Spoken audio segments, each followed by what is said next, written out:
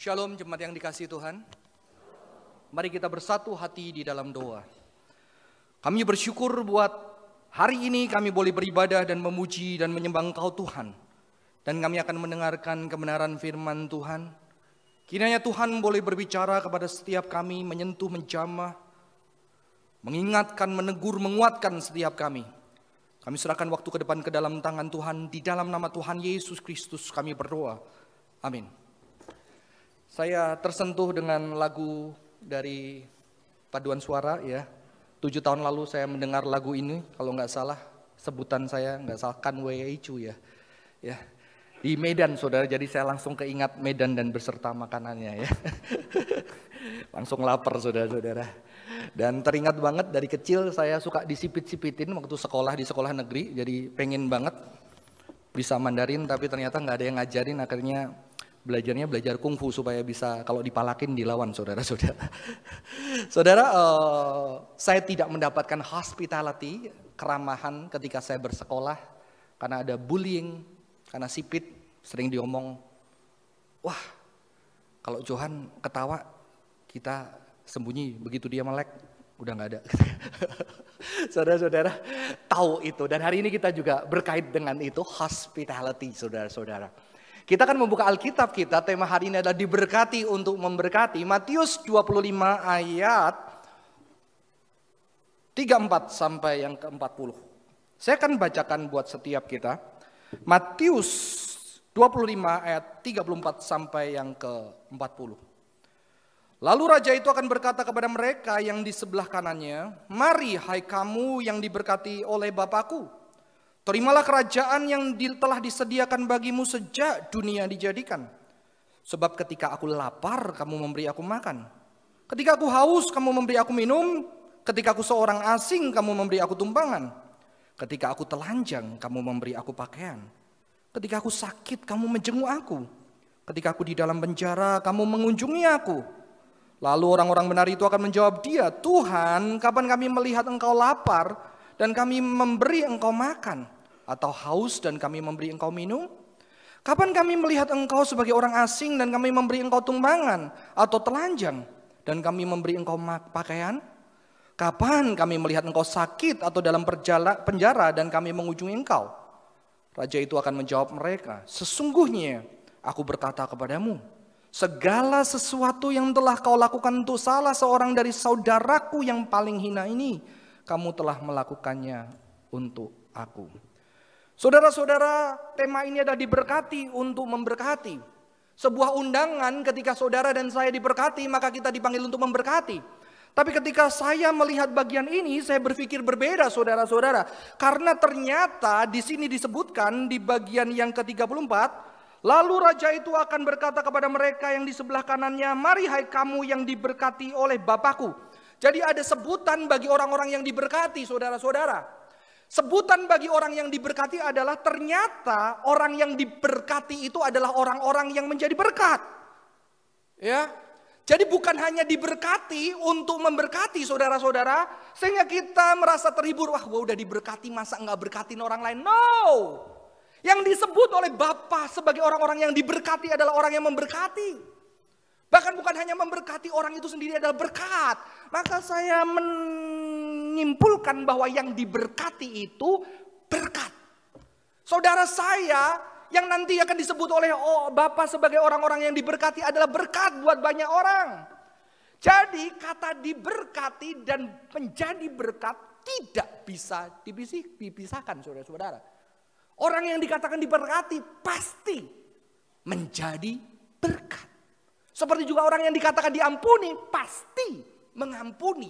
Ini adalah sebuah kesatuan. Maka tidak perlu mengatakan diberkati. Hei kamu diberkati menjadi berkat. No. Kalau kamu disebut orang-orang yang diberkati, kamu adalah berkat itu buat orang lain. Maka dikatakan di sini, orang-orang yang disebut sebagai orang-orang yang diberkati adalah ketika aku lapar memberi makan, haus memberi minum, aku orang asing memberi tumpangan, telanjang memberi pakaian, sakit menjenguk, di penjara mengunjungi saudara-saudara. Saudara-saudara, ayat ini oleh penafsir menyatakan siapa? Seseorang yang paling kecil engkau melakukan untuk aku, kata Yesus ya. Ini beberapa penafsir mengatakan bahwa ini ditujukan kepada murid-murid Yesus. Karena murid-murid Yesus pergi nggak boleh bawa apa-apa. Hanya boleh pakaian apa adanya. Sehingga penginjilan pada masa itu berdasarkan hospitality. Berdasarkan keramahan rumah yang menyambut. Maka Yesus mengatakan ketika engkau bawa apa-apa kamu ketok rumah itu. Dan rumah itu membukakan rumahnya buat kamu, berkat Allah atas rumah itu. Tapi ketika tidak, kebaskan kaki dari debu dari kakimu. Karena ada penghukuman Allah bagi tempat itu, saudara-saudara. Jadi bagian ini orang yang paling hina berbicara siapa? Murid-murid Yesus. Jadi Injil dikabarkan tidak dengan kesombongan, tidak dengan keangkuhan, tapi dengan kerendahan hati sebagai pemberita-pemberita yang penuh dengan keterbatasan, yang mengharapkan belas kasihan orang. Ya, berbeda sekali, saudara-saudara. Ya, saudara-saudara, tapi ternyata apakah berarti ayat ini hanya ditujukan kepada murid-murid atau pemberita Injil atau hamba-hamba Tuhan? Ya. Apakah ayat ini tidak berarti kepada orang yang lain? Saudara-saudara, ketika saya melihat di sejarah gereja, no. Karena sebetulnya orang yang hospitable, kalau di dalam bahasa terjemahan Indonesia kurang bagus. Ramah tamah, nggak enak saudara-saudara. Ada terjemahan baru, kesanggerahan, kok kayak horor sedikit ya. Saudara, bukan cuma ramah tamah nyediain makanan, no. Hospitality dari philoxenia, philo itu cinta, xenos itu strangers, cinta orang asing, bener-bener asing. Orang-orang yang gak tahu dari mana, ketika dia lemah, maka dia akan disambut oleh orang-orang saleh. Karena orang saleh pada zaman Alkitab dikatakan adalah orang yang hospitable. Abraham adalah tokoh orang yang saleh. Karena ketika ada 3 orang asing, padahal itu malaikat, Abraham menjamu dia. Ya. Abraham menjamu dia. Dan juga Sodom Gomora dihukum karena Sodom Gomora orangnya itu nggak hospitable. Ada orang datang malah mau dibunuh, mau dilecehkan saudara-saudara. Tetapi Lot hospitable. Jadi orang-orang saleh adalah orang yang mempraktekkan hospitality. Ternyata saudara-saudara, kesalehan ini sudah ada di perjanjian lama. Dan Yesus mengulang, hospitality adalah ciri orang-orang Gentiles pada masa itu yang menyambut murid-murid Yesus, dialah orang-orang yang diberkati. Ya. Yang memperlakukan orang yang lemah. Saya percaya bagian ini tidak hanya dilakukan hanya untuk murid-murid Yesus, tetapi setiap orang lemah, strangers. Karena Allah kita adalah Allah yang menyambut, yang memberi tempat bagi orang-orang lemah. Memberi tempat Israel yang ditindas, yang disiksa, anak-anaknya dibunuh. Allah kita memberikan tempat, melepaskan mereka. Memberikan tanah Kanaan, hospitality, tanah yang dipenuhi susu dan madu. Sehingga mereka gak kelaparan, mereka benar-benar dapat makanan saudara-saudara. Jadi ketika kita melakukan hal-hal itu hal yang spiritual. Maka tidak heran di dalam tradisi gereja, first hospital, kata hospitality, jadi kata hospital, sayangnya kalau kita klik di Google hospitality, munculnya adalah hotel. Ya saudara-saudara, ya, hotel. Ya. Hospitality, first hospital pada tahun 370 didirikan oleh seorang bapak gereja yang bernama Basil. Dia Bishop of Caesarea. Dan dia memperhatikan, membangun hospital di samping gereja saudara-saudara. Hospital yang melayani apa? Melayani orang-orang sakit. Nggak cuma orang sakit. Jadi hospital pertama nggak cuma melayani orang sakit. Dia melayani orang sakit. Terus kalau ada orang yang di dalam perjalanan bisa mampir. Maka kalau kita lihat medieval movie ya. Kita lihat orang-orang kalau mampir bisa nginep di biara, di gereja. Dikasih makan for free saudara-saudara. Ya, karena mereka dianggap orang asing. Kadang-kadang ada di dalam gereja Katolik sampai hari ini biara-biara yang menerima orang asing. Anda boleh nginep di sana, nggak perlu bayar, nggak ditanyain namanya siapa supaya tetap strangers. Ada saudara-saudara, masih dipraktekkan sampai hari ini. Ya. First hospital pertama kali didirikan oleh gereja. Ini awalnya saudara-saudara, dan disebut sebagai storehouse of piety, gudang kesalehan dan juga keajaiban dunia. Mengapa? Karena di situ tempat di mana orang yang tidak beruntung dapat memiliki sebuah kota untuk dirinya, tidak lagi dibenci, disisihkan karena kesakitannya. Ya. Sayangnya hospital sekarang berbeda. Dan ada satu hospital, saya lupa abad berapa, 500-600, dia bisa kasih makan 3.000 janda, saudara, oleh gereja. Ya. Ini adalah bagian integral dari gereja karena kesalehan. Jadi saya percaya gereja mengikuti tradisi tadi, memperlakukan yang paling hina, yang paling telanjang. Karena apa? Sejak perjanjian lama ketika kita melihat Alkitab, itu dilakukan oleh Allah kita. Ya. Dilakukan oleh Allah kita, saudara-saudara. Allah kita menciptakan manusia dan manusia diberikan satu tempat yang penuh dengan makanan, tempat yang indah. Jadi kalau mau makan view-nya paling indah Taman Eden, saudara-saudara. Ada sungai, ada mungkin makan bareng sama singa. Ya kalau sekarang bayar, singanya dikacain, ya kan. Bayarnya mahal. Ada jerapah, ada buaya makan bareng, oksigen yang sehat. Itu Tuhan mengasihi manusia, memberikan tanah yang begitu indah. Dan bukan hanya itu, manusia diminta untuk mengerjakan. Kata menaklukkan itu sebetulnya lebih merules, mengerjakan. Untuk apa? Untuk bisa memberi makan banyak orang. Jadi tugas manusia adalah mengolah bumi ini, memelihara bumi ini, bukan menjajah. Sayangnya ayat itu dipakai untuk penjajahan dari Eropa ke Indonesia, saudara-saudara, ke negara-negara dunia ketiga. Ayat itu adalah untuk memberi makan supaya setiap orang merasakan berkat dari Allah yang hospitable terhadap umatnya. Tapi ternyata manusia melakukan kejahatan. Manusia mengambil yang tidak menjadi haknya. Dan di situ ternyata Allah kita adalah tetap Allah yang hospitable. Karena apa? Ketika manusia berdosa.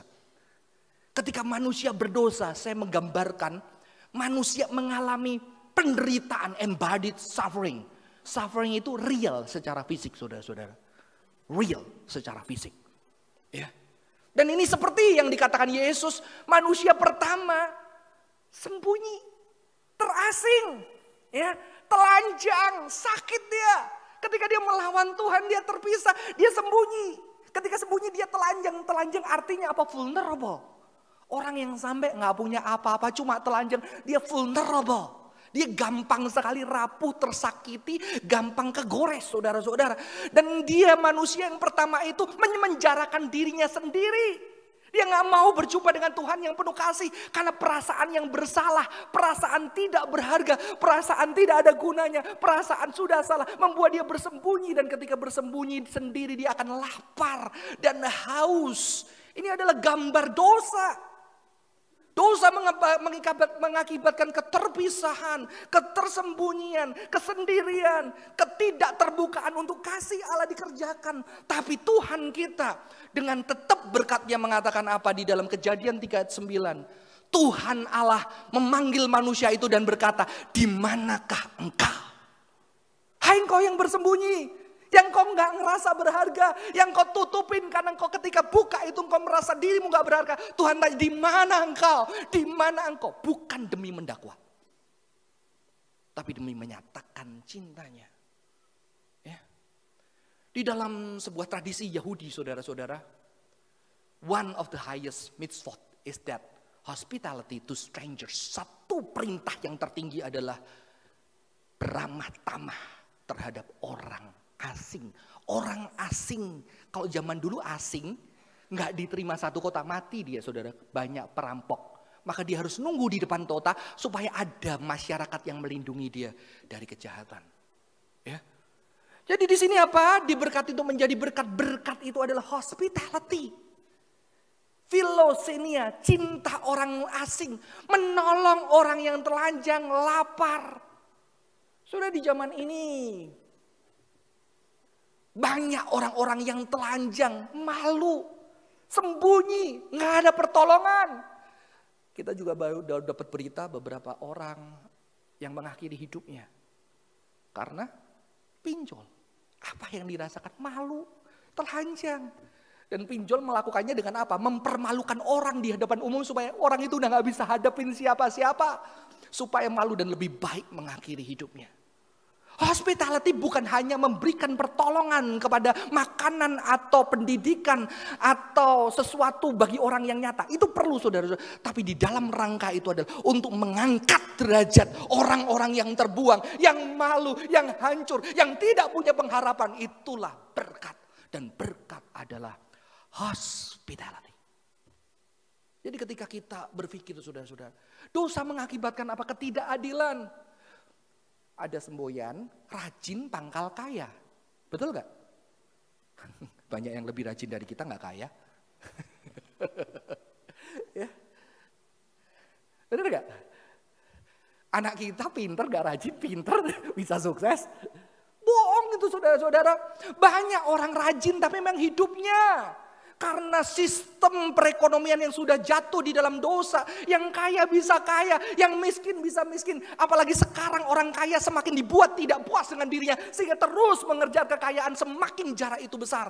Terjadi banyak ketidakadilan dan akhirnya ada orang-orang yang udah berjuang rajin. Yang terus-terus kerja mati-matian tapi tetap ada di sana. Sehingga mereka tertunduk malu, anaknya cuma bisa SD. Tapi ketika sebuah badan dari gereja misi bisa menyekolahkan anak yang tidak hanya SD, SMP, SMA, atau anak-anak yang tidak punya orang tua, yang dia merasa tidak diperdulikan, dia di panti asuhan, tapi ternyata ada gereja yang memberikan, dia tidak hanya memberikan pendidikan, dia mengangkat rasa malu orang, sehingga orang-orang sederhana bisa bersyukur kepada Tuhan, karena sekarang anak mereka S1, S2, dan mereka bisa tidak malu lagi mengangkat mukanya, dan bersyukur kepada Tuhan melalui tangan saudara dan saya. Amin. Tidak hanya memberi, tapi ada satu derajat orang yang diangkat dan tidak menjadi malu, dipulihkan hidupnya saudara-saudara. Saudara-saudara, berkat itu adalah hospitality. Dan tidak hanya itu.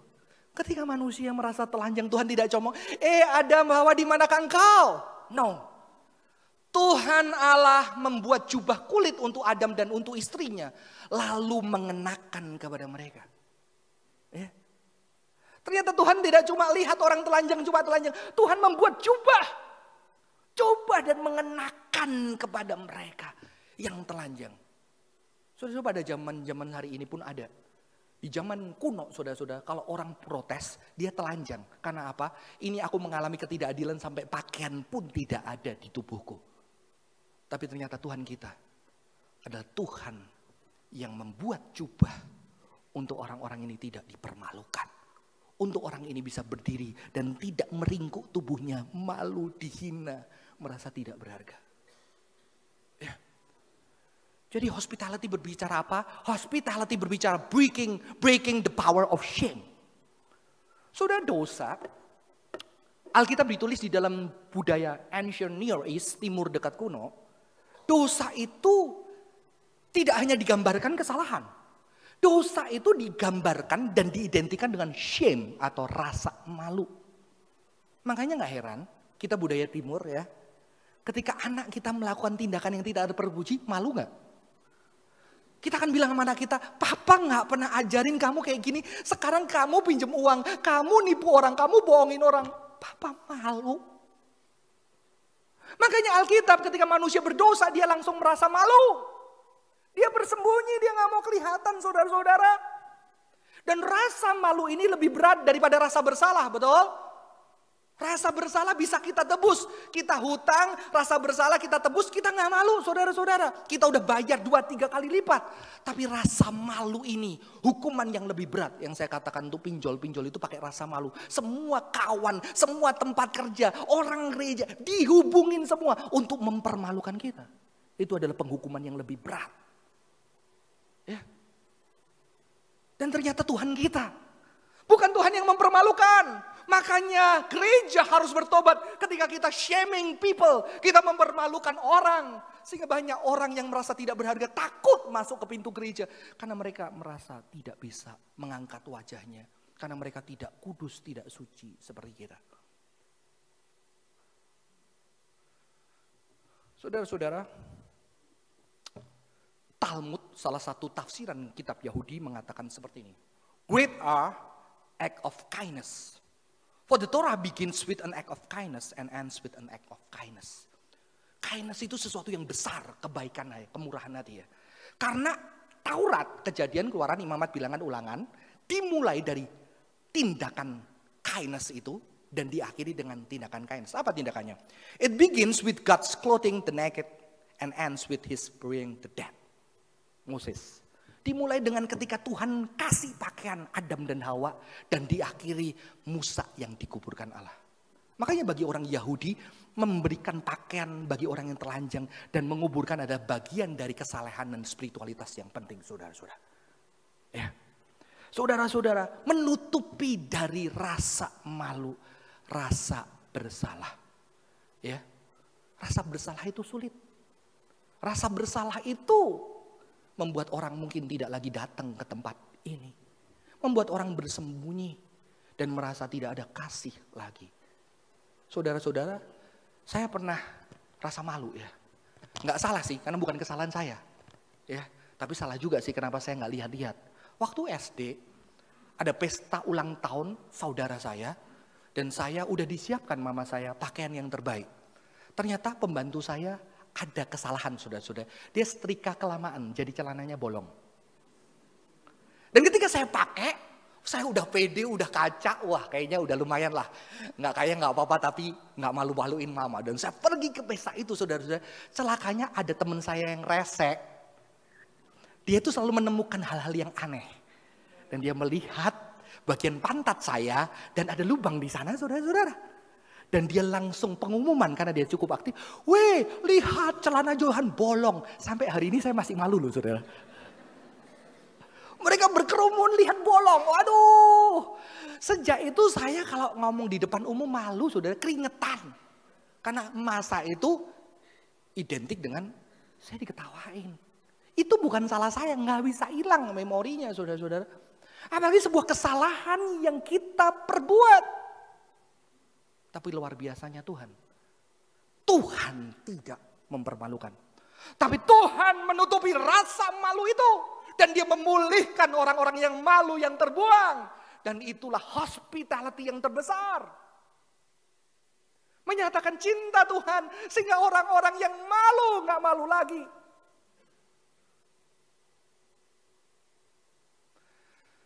Saudara-saudara, ini sesuatu yang besar.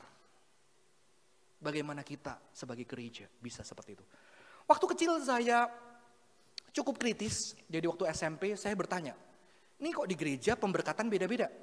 Satu di gedung serbaguna, satunya di gedung ibadah. Saya tanya mama saya, "Mah, kenapa satu diberkati di gedung ibadah, satunya di gedung gereja?" Mama saya bocorin, "Oh yang di gereja sudah hamil. Yang gedung ibadah belum hamil." Oh, terus saya lihat yang di gedung ibadah, kok satu pakai cadar, satunya cadarnya dilepas saudara-saudara. Saya tanya lagi, kenapa yang lalu pakai cadar, satunya dilepas? Oh, yang dilepas sudah seks pranikah. Jadi itu kayak diumumkan di publik loh saudara-saudara. Begitu datang, udah dibuka. Oh berarti sudah melakukan hubungan suami istri. Tapi sekarang enggak lah ya. Bukan berarti yang keluar itu berarti sudah hamil atau seks pranikah sudah. Kita sehingga apa? Orang-orang ini dipermalukan. Puji Tuhan sekarang tidak terjadi. Padahal Tuhan kita adalah Tuhan yang menebus kesalahan. Dan memulihkan orang menjadi baru. Amin. Membuat orang-orang yang malu bisa berdiri tegak. Ya, aku punya kesalahan. Tapi aku dicintai Allah. Aku dipulihkan dan sudah ditebus. Maka kita kadang-kadang perlu. Mungkin banyak orang-orang malu datang ke gereja. Tidak bisa datang ke gereja. Tapi bagaimana saudara dan saya pergi ke tengah belab itu. Memeluk, mendekap. Dan kamu sahabatku. Aku tidak akan malu dengan dirimu. Amin. Itu panggilan saya dan saudara karena itu adalah hospitality terbesar. Saya kenal seorang hamba Tuhan. Memimpin satu sekolah sebagai gembala. Celakanya anaknya malakin. Anaknya majelis dan anaknya pelayan saudara. Dia gembala gereja. Anaknya mintain duit ke anak jemaat.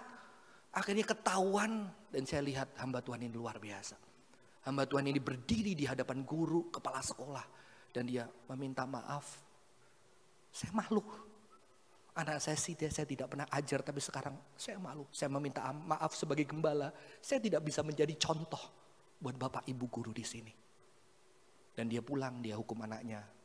Kamu papa hukum 3 hari tidur di lantai tanpa bantal. Nggak tahu pakai bantal atau enggak ya, lupa. Pokoknya tidur di lantai. Anak itu jalanin. Hari pertama dia tidur di lantai, malam-malam papanya, sang gembala ini, tidur bareng di lantai. Selama 3 hari, papanya tidur di lantai. Karena papanya mau ada di dalam penghukuman. Papanya malu, tapi dia malu bersama-sama. Hadir itulah panggilan gereja saudara-saudara. Breaking the power of shame. Bukan mempermalukan orang, tetapi orang-orang yang malu, tertunduk malu ketika datang ke rumah Tuhan. Dicintai, dia merasa, oke, aku pernah bersalah, tapi sekarang aku dicintai dan aku berharga. Kesalahanku sudah ditebus oleh Kristus, amin. Saudara, ini adalah sebuah panggilan buat kita, saudara. Bagian yang terakhir. Ternyata kata berkat itu dari kata baruk. Baruk di Indonesia jadi berkah, barokah gitu ya. Saudara-saudara, kata berkah di dalam bahasa Yunaninya eulogetos, artinya bless atau give atau sesuatu yang buat orang wah pengen bagus banget. Tapi saya suka bahasa Ibraninya baruk, karena arti dari kata baruk itu artinya kneel, berlutut, to kneel. Jadi saudara-saudara, ketika Tuhan mengatakan Tuhan memberkati kita, dia berlutut. Maka ketika Adam dan Hawa telanjang bersembunyi, nggak mungkin bersembunyi, saya bersembunyi telanjang. Tidak, saudara-saudara, pasti mengkeret. Tuhan harus berlutut memakaikan jubah itu. Karena kata blessing, to kneel. Dan di sini justru saudara kita yang seberang, ketika menerima berkat Tuhan seperti bujangnya Abraham, langsung berlutut, betul? Saudara kita di seberang kalau dapat berkat Tuhan di pinggir jalan berlutut, di trotoar berlutut, di tempat Indonesian Idol berlutut, saudara-saudara. Karena berkat Tuhan itu dinyatakan ketika Tuhan mengatakan Tuhan memberkati, Tuhan berlutut memberikan hadiah buat Anda. Maka Anda menerimanya dengan berlutut. Jadi berkat itu tidak membuat kita sombong. No. Berkat itu membuat kita tahu Tuhan sedang berlutut memberikan anugerahnya buat kita dan kita terima dengan kerendahan hati. Dan di sini Tuhan menyembuhkan yang telanjang, saudara-saudara. Tuhan memberikan pakaian buat orang-orang yang malu, yang tertunduk malu, yang terbuang. Saya suka bagian ini di film Yesus dari kitab Yohanes. Ketika seorang wanita, semua orang mata mencibir, menyiapkan batu untuk merajam dia. Wanita kotor, wanita tidak baik. Ketika mereka menghujat itu, Yesus digambarkan film ini berlutut bersama-sama dengan orang yang dipermalukan. Bukan mempermalukan orang. Maka saya suka bagian lagu ini. Thank you for the cross, Lord. Thank you for the price you paid, bearing all my sin and shame. In love you came and gave amazing grace. Salib itu berbicara apa? Salib itu dia menanggung dosa dan rasa malu kita. Ketika tahu manusia telanjang, Tuhan kita telanjang di atas kayu salib, diludahi, disiksa, dicemooh. Supaya apa? Aku tahu rasa dipermalukan, aku telanjang. Sampai mati dipermalukan. Untuk orang-orang yang dipermalukan jangan malu. Kamu punya teman. Aku bareng sama kamu. Tapi Tuhan yang dipermalukan itu bangkit dari kematian. Mengangkat wajah orang-orang yang percaya dia. Yang malu akan dibangkitkan dan tidak jadi malu. Saudara, saya sejak SD juara 2. Gak pernah juara 1, saudara-saudara. Entah kenapa saya berjuang keras, mentoknya 2. 2, 3, 2, 3. Puji Tuhan akhirnya SMA saya juara 1. Dari belakang, saudara-saudara. Ya, akhirnya saya beroleh juara 1. Dan saya tahu di hari terakhir penerimaan rapot itu saya lulus atau enggak. Saya takut banget. Tapi papa saya datang di samping saya. Ketakutan bareng sama saya, saudara-saudara. Padahal dia takut juga gak nyelamatin ya. Dan dia takut gitu. Saya takut, dia sebelah saya diem doang. Papa yang sederhana, cuma lulusan SMA nggak tahu pelajaran SMA, dia duduk, dia takut. Dan saya nggak pernah lupa sampai hari ini. Dia nggak takut datang mengambil rapot anaknya yang juara 1 dari belakang. Saya dengar cerita anak lain, anak yang punya mobil mewah. Ketika anak itu nilainya 5, di mobil mewah itu sepanjang habis kelas, kepala anak itu goblok, malu-maluin, udah dibiarin les, kasih duit, beli semua mau, bodoh. Dan di mobil yang mewah dijedorin anak ini, kepalanya ketembak, buang. Tapi papa saya cuma duduk, ketakutan, bareng. Dasar saya anak yang nakal, saya buka amplopnya, saya bilang, Pak nggak lulus, wah dia down. Ya udah nggak apa-apa, lulus kok Pak. Wow, Tuhan kita hadir di dalam setiap orang yang pernah malu, yang pernah dipermalukan, yang pernah nggak merasa berharga. Untuk saudara dan saya merasakan cinta. Dan bagaimana gereja kita, setiap kita bisa bergandengan tangan jadi berkat saudara-saudara. Menyekolahkan, ada kita punya panti asuhan, bimbel untuk apa? Orang-orang yang mungkin tidak suatu hari akan berdiri tegak dan bersyukur kepada Tuhan. Karena berkat hospitality, anak-anakku tidak malu lagi. Orang-orang yang gak punya orang tua, berkat hospitality, dia bisa jadi orang tua yang juga bertanggung jawab bagi anaknya. Saya akan akhiri dengan diberkati untuk memberkati. Yang diberkati itu pasti menjadi berkat. Yang kedua, berkat itu hospitality. Orang yang diberkati adalah orang yang mempraktekkan hospitality kepada siapapun. Kadang kepada orang-orang di rumah kita, kita juga perlu mempraktekkan hospitality. Keramah tamahan, cinta. Dan hospitality yang tertinggi adalah merendahkan diri demi mengasihi mereka yang malu dan terbuang. Amin. Merendahkan diri, mengasihi mereka yang malu dan terbuang. Akhirnya mereka merasakan penebusan Tuhan atas hidup kita. Saya akan akhiri dengan sebuah cerita. Saya dipaksa nonton anak saya film ini, saudara-saudara ya. Saya males dibayarin pakai uang saku mereka gitu. Jadi mereka mencoba menghospitality saya dengan uang saku mereka supaya papahnya nonton. Dulu saya diajak juga, mereka kecewa karena saya tidur saudara-saudara ya. Diajak nonton film Barbie, saya tidur. Akhirnya 3 hari saya omel, dibayarin tidur.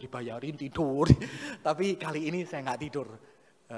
Dia seneng lihat papanya nangis ya. Saudara, di film ini sesuatu yang unik sekali. Seorang anak yang gak punya harapan dalam hidupnya. Tahu-tahu dia terinspirasi, gak ada kerja, gak ada masa depan. Dia terinspirasi sama sepupunya. Sepupunya itu jaga engkongnya dapat warisan saudara-saudara.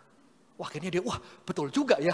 Aku harus jaga engkong emakku. Apalagi dia baru tahu, emaknya kena kanker. Waduh, bentar lagi mati nih. Wah, begitu bentar lagi mati dia segera, datang ke rumah amannya baik. Ya, nganter ke rumah sakit, ngasih makan. Wah, dia baik banget karena dia nunggu warisan. Bagi saya film ini nilainya sangat Kristen ya. Nunggu warisan. Tapi ternyata emaknya seneng. Mulai emaknya curiga, apa ini cucu nggak pernah datang, tahu-tahu nongol manis-manis. Tapi akhirnya omanya percaya. Dan ternyata ketika bagian warisan diberikan, ternyata warisan gak jatuh ke dia, saudara-saudara. Dan dia marah, aku kurang apa? Dan omanya sedih. Dan akhirnya dia berhenti, dia pulang ke rumah, dia gak mau kasih uang. Gak mau jaga omanya. Sampai omanya masuk di panti jompo. Karena warisan diberikan kepada anak yang tidak bertanggung jawab. Dan ada anak yang kaya juga tidak mau memelihara. Tapi akhirnya hatinya yang udah bareng sama omanya lama tergerak dengan belas kasihan. Dan akhirnya anak ini yang awalnya baik, murah hati, supaya ada maunya. Kadang Kristen itu juga gak boleh gitu, saudara. Wah, gua tolong ya, gua kasih ya, supaya percaya Yesus. No. Kita memberi dan kita mengasihi karena cinta Yesus sudah gede buat kita. Amin. Kebaikan bukan alat untuk orang percaya Yesus. Kebaikan adalah integral di dalam diri kita sehingga kita mengasihi dengan cinta Yesus sehingga orang bisa merasakan cinta Yesus. Ya, bukan berarti nggak boleh beri-beri, saudara. Gereja boleh beri, boleh apa, tapi uji hati kita bagaimana cinta Yesus dinyatakan secara besar. Dan akhirnya anak ini udahlah jemput neneknya lagi, dirawat sampai meninggal. Dan ketika meninggal baru dia sadar saudara-saudara, ternyata dia nemuin buku tabungan. Ternyata neneknya sejak kecil udah tabungin uang yang jauh lebih banyak dari warisannya. Dan di situ dia tersentuh oleh kasih yang begitu besar. Dia yang pengen duit, yang pengen kekayaan, yang ngejar, gak capek-capek demi uang warisan itu. Tahu-tahu dapat uang banyak. Dan saudara apa yang dia lakuin? Dia tahu pesan neneknya pengen punya, kalau orang Chinese punya bongpai, saudara-saudara. Punya kuburnya itu biar bagus, karena setahun sekali keluarga itu kumpul. Neneknya pengen punya tempat bagus bukan karena tempat bagus, karena pengen ada kasih. Keluarga berkumpul lagi seperti dulu, ketika masih sederhana, belum kaya-kaya. Dan anak ini menghabiskan uang tabungan dari neneknya untuk membangun kubur dengan senyuman. Bagi saya, cinta, hospitality, nggak bisa dinilai dengan uang. Amin. Karena cinta itu lebih besar. Dan hospitality of God, ketika Tuhan mengasihi kita, bukan supaya kita percaya kepada Dia, tapi karena kasih-Nya yang besar, yang menyentuh hidup kita, kita nggak bisa menolak dengan cinta itu yang begitu besar itu. Dan kita berikan hati kita, dan kita diminta Tuhan untuk jadi berkat hospitality bagi orang lain. Amin. Mari kita tundukkan kepala.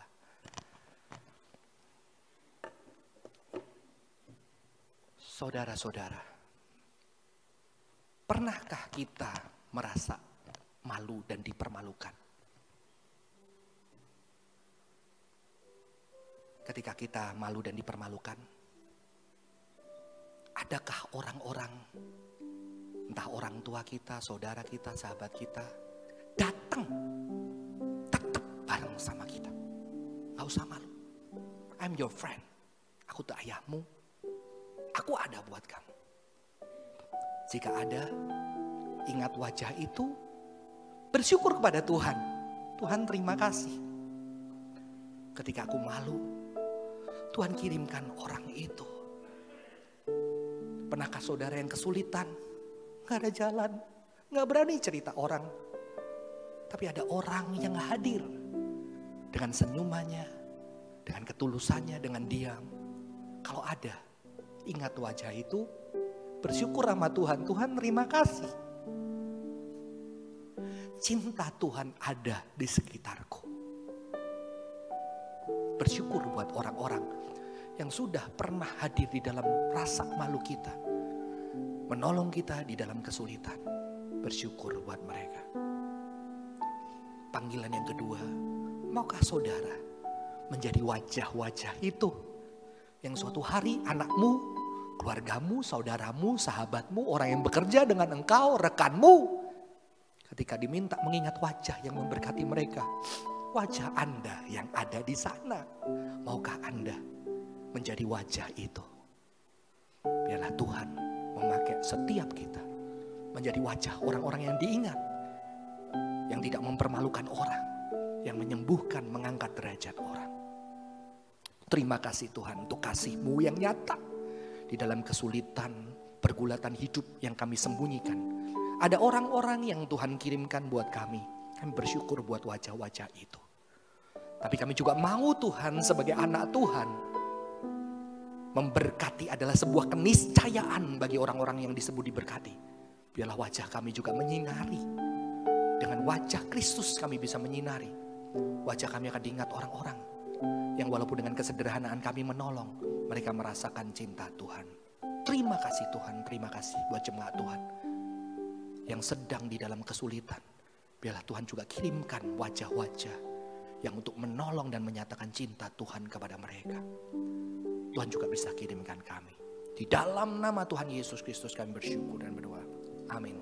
Tuhan Yesus memberkati.